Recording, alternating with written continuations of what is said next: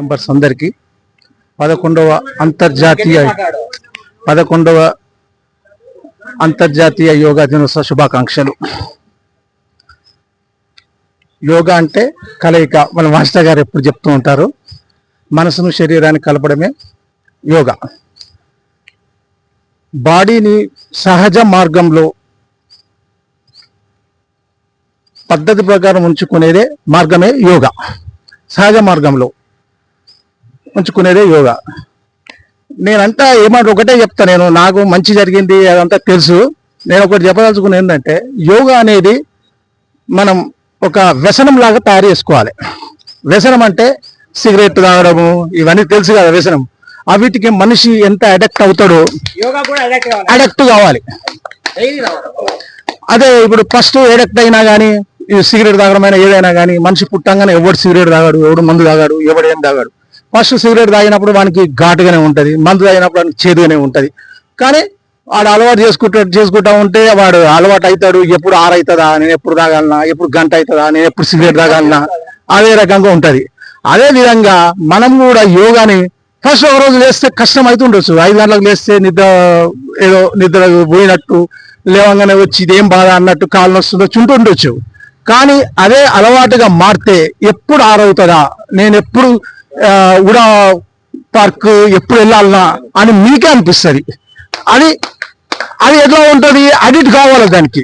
ఆ మందుకు, సిగరెట్కు, బ్యాడ్ ఎట్లా అలవాటు అయ్యారో అదే రకంగా అలవాటు కావాలి. ఇంకో విషయం, మనం ఏదైనా సిగరెట్ తాగడమైనా, మందు తాగడమైనా, ఏది తాగడమైనా కానీ మన వల్ల మనకు కాదు. ఎవడో ఫ్రెండో ఎవడో నేర్పిస్తాడు, తాగంటాడు. ఓ రోజు వాడే పైసలు పెడతాడు, వాడే సిగరెట్ కొనిస్తాడు, వాడే మందు కొనిస్తాడు, తాగంటాడు. 4 రోజులు అయిన తర్వాత వాడిని కొనిస్తాడు అనుకో, ఆ విషయం తర్వాత విషయం. అది అదే విధంగా మనం కూడా ఇది ఎవరికైనా చెప్పాలి, యోగా చేయండి, చేస్తే ఇట్లుంటది అట్లుంటది అని చెప్పి వాడిని అలవాటు చేయాలి. మనం అని అలవాటు చేయడం వల్ల మనం వాడు 2 రోజులు ఉంటాడు, 3 రోజులు అయినాక మెల్లమెల్లగా అలవాటు అయి వాళ్ళు యోగా చేసుకున్న తర్వాత వాళ్ళ కుటుంబ సభ్యులైనా కానీ, వాళ్ళైనా కానీ, అరే నీకు ఎవరు అలవాటు చేసిండో కానీ వాడు మహానుభావుడు రా నాయన, మంచివాడు, వాని దయ వల్ల మన కుటుంబం మొత్తం మంచిగా ఉంటుందని నిన్ను గుర్తు చేసుకుంటారు. ఆ కుటుంబం మొత్తం మిమ్మల్ని గుర్తు చేసుకుంటారు. అదే బ్యాడ్ అలవాటు చేసినోడు, వాడు ఎవరు దరిద్రుడు ఎవరు చేసిండో, ఈ తాగుడు ఎవరు చేసిండో అని చెప్పి వాడిని ఎట్లా తిట్టుకుంటారో వీని అట్లా పొగుడుకుంటారు. అదేవిధంగా అందు గురించి మీరు యోగాని చెప్పండి, అందరికి తెలిసిన వాళ్ళకి చెప్పండి, వచ్చేటోళ్ళు వస్తారు. చేర్చి అలవాటు చేసి ఒక్కరిని తయారు చేసినా కానీ అది మీకు వాళ్ళ లైఫ్, వాళ్ళ కుటుంబ సభ్యులతో అందరితో పాటు అందరూ దృష్టిలో కూడా మీరు దేవుళ్ళగా తయారవుతారు. ఏది ఇచ్చినా పైసలు ఇచ్చినా ఉండదండి. ఏది ఇచ్చినా పైసలు ఇచ్చినా, ఈ రోజు పైసలు ఇస్తే రేపు పొద్దుగాలు ఏమన్నప్పుడు వాడు కోపంగానే చూస్తాడు. ఇది మాత్రం అట్లా చూడాడు, ధైర్యంగా ఉంటుంది. ఇంకొక విషయం చెప్పాలనుకుంటున్నా, యోగా ఇప్పుడు మనం ఒక 50-60 అయిన తర్వాత యోగా ప్రతి ఒక్కరికి ఖచ్చితంగా అవసరం. అదే 20లో 30లో ఉన్నప్పుడు మనకు శక్తి ఉంటుంది, తిరుగుతాం, చేస్తాం, మన శరీరం వ్యాయామం చేస్తాం. అప్పుడు మనకి ఏది అవసరం ఉండదు.